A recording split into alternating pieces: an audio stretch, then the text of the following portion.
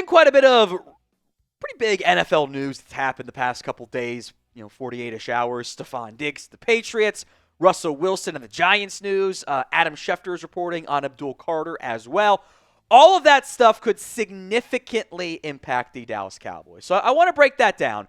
Before we get into it, we do have the lead over the Commanders in our sub battle. We are pretty much 100 subs up right now. We were down by a lot. We've made some great ground on them. I appreciate you guys for doing that. You want more free Cowboys videos? Hit that sub button for me right now.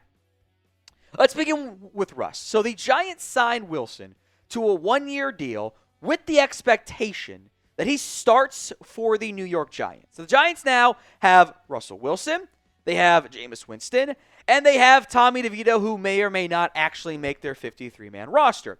Because they have Russ and Winston, the Giants at least don't have to take a quarterback at number 3 overall. They wouldn't take one because of desperation. They take one because of actual love.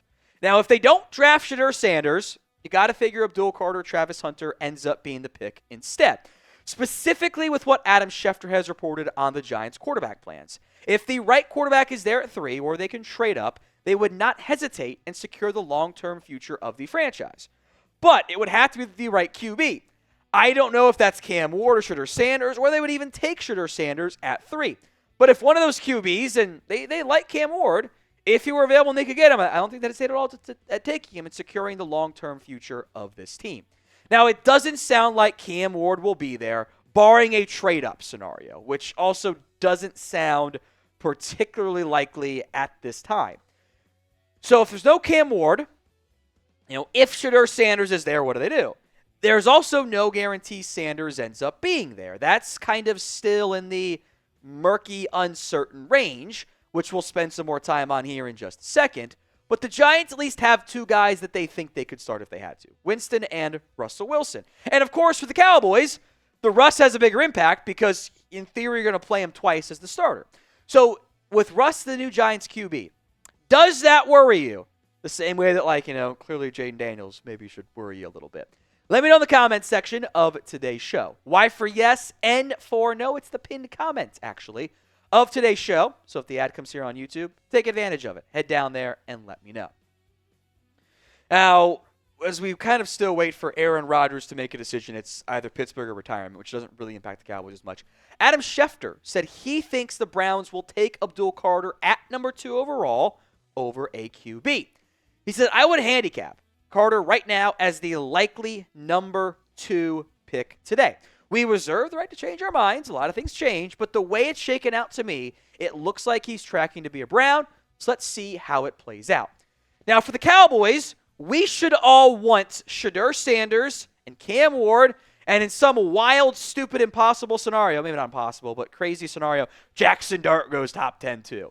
Because that pushes better players down that can fill your actual needs. And if Shedeur Sanders doesn't go 2, and if he doesn't go 3, or if he's off the board at 3 either way, probably a decent guess Travis Hunter ends up being the 3rd pick. Especially if it ends up being Cam Ward, Abdul Carter. Travis Hunter, if it's not Shedeur Sanders, makes the most sense. That would then directly impact the Patriots, which we will also get to, because I kind of wonder if the timing of everything here is all interconnected in the end in terms of how this team thinks, how the NFL thinks things will play out. We'll discuss the Patriots. That affects both free agency and the draft with their move to add Stefon Diggs. But first, today's show is made possible by Prize Picks. It is the best place to get real money sports action. With over 10 million members and billions of dollars in awarded winnings, Prize Picks has made daily fantasy sports accessible to all. You pick more or less on at least 2 players for a shot to win up to 1,000 times your cash. Run your game all season long on Prize Picks.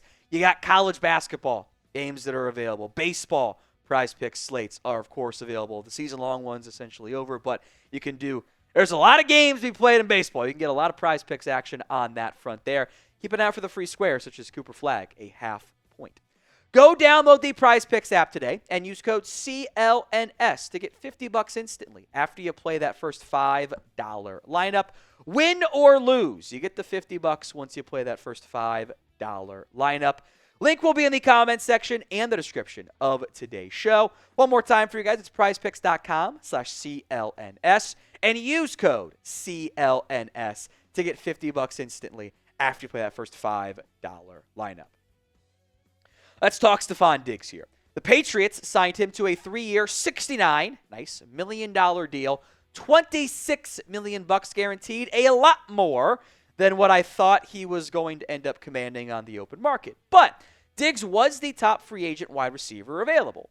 And it kind of takes the Patriots out of the wide receiver market, and I think it sets the ceiling. I don't think it sets the floor. I still think there's a pretty big gap between the Diggs and Hopkins deals, by the way, with maybe some of the guys we'll discuss here in a second end up being a bit closer to the Hopkins salary cap or salary range in the end.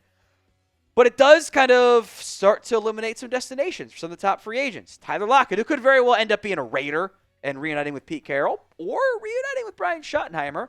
You kind of start to wonder at what point we reach the I'll wait till after the draft to sign. Keenan Allen remains a free agent as well.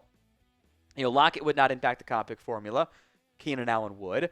And there's also just Amari Cooper kind of hanging out there, unsigned, looking for a potential destination. So if you wanted to go get a receiver, you do still have some options. Now, how you play out those options, well, it's not just those three, is it? So pick your path. TL for Tyler Lockett. These are like the bigger name receivers. AC for Amari Cooper. KA for Keenan Allen. Or you can just go draft somebody. And the Patriots' decision to sign Diggs might help push someone down. So get those votes in for me in the comments section of today's show. I know we're kind of doing a long thread of connecting a lot of dots here, but I do think the Patriots signing Stefon Diggs to the deal they signed him to means they will not be drafting T-Mac at number 4. I never really thought they would go down that path. I thought they would look in other directions. I think adding Diggs kind of stabilizes that for me. It maybe clarifies it, crystallizes it. If one of Abdul, Carter, Travis Hunter are there, they may or may not be. I bet they take him. And that's just a no-brainer. You get an impact edge. You get a freaky athlete. That's a no-brainer. Or if they're both gone, I think this kind of settles the target path for Will Campbell or maybe Armand Membu. They signed Morgan Moses to play right tackle. You could plug in Will Campbell on the left side. I think he has the attitude Mike Vrabel likes. The arm length stuff has been super weird because it's just not been consistent. But he has a short wingspan that has been consistent. That is a red flag for teams. Patriots might be fine with it in the end. That leaves, to me, 4 top T-Mac threats. The Raiders at 6, who could go Ashton Genty in the end. The Jets at 7, who I think might go Tyler Warren or offensive line. And then Carolina at 8, they could. I think they go defense. That defense needs help. And I think there will be some good talented players that they like. Maybe the Saints at 9. Saints, it's kind of a wild card to an extent. But 6 and 9, nice, stand out as the main threats to me. So what do you believe is the percent chance that T-Mac ends up being the Cowboys pick in round 1? Let me know where else with the comments section of today's show. One more specific Cowboys news item that doesn't require, connecting of dots or anything there. Texas safety Andrew Mukuba said he's got a 30-visit planned with the Dallas Cowboys. This is the Clemson transfer who had himself quite the season with the Texas Longhorns. I'll read from my notes here. From Zimbabwe, by the way, which I think is pretty cool. I actually have a late second-round grade on him. He doesn't fit the normal safety archetype. He's like 186 pounds. That's pretty light for a safety. But he allowed 10 catches this year and broke up 12 total passes and picked off 5. That's very unheard of from a safety.